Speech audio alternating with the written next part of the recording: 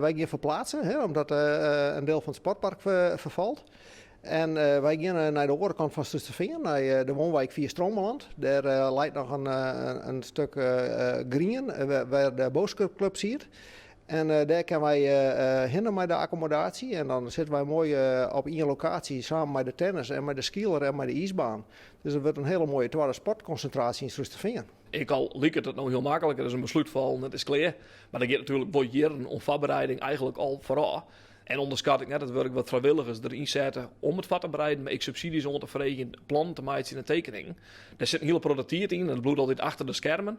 Maar dat leidt wel tot een hele mooie besluitvorming op dit moment. Waarbij ik de gemeente die van het Karsplan unaniem zijn had van jongens, ja, dit is een goed plan en we gaan ermee terug. En dat is ook al heel bijzonder. Vanuit de gemeente wij zitten er meerdere plussen aan. Ik van de inwoners van Soesterveen. Want door de verhuizing van de korfbalvereniging naar Stromeland komt je en meer ruimte op het sportpark. Dus en een plus voor de vereniging zelf, maar ik voor de voetbalvereniging hier.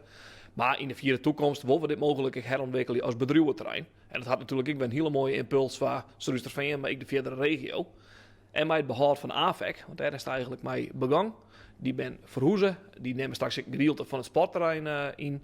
En op de overblijvende locatie van AFEC ben ik bezig met wenningbouw. Dus je krijgt een plus op wenningbouw, een plus op de bedrijventerrein en een prachtig mooi sportieve plus op een neepark in Stromeland.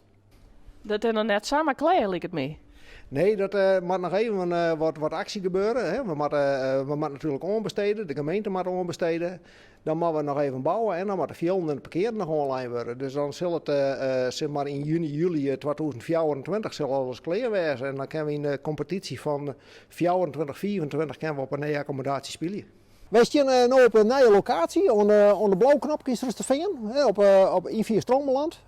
Waar wij nu staan, dat wordt eerst parkeren. Dus het parkeren dat komt eerst aan die kant.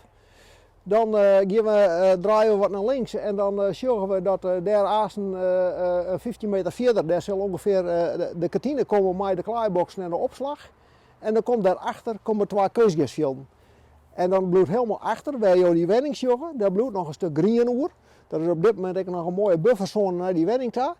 Daar zou op in termijn nog een tweede kunstgrasveld leren kennen, maar dat bloedt eerst gras. En dat kunnen we mooi gebruiken bij de seizoensafsluiting, maar ik met het schoolkorfbaltoernooi. En incidenteel bij orenactiviteiten. En het is mogelijk dat de loopgroep ik zien activiteiten doet in de toekomst.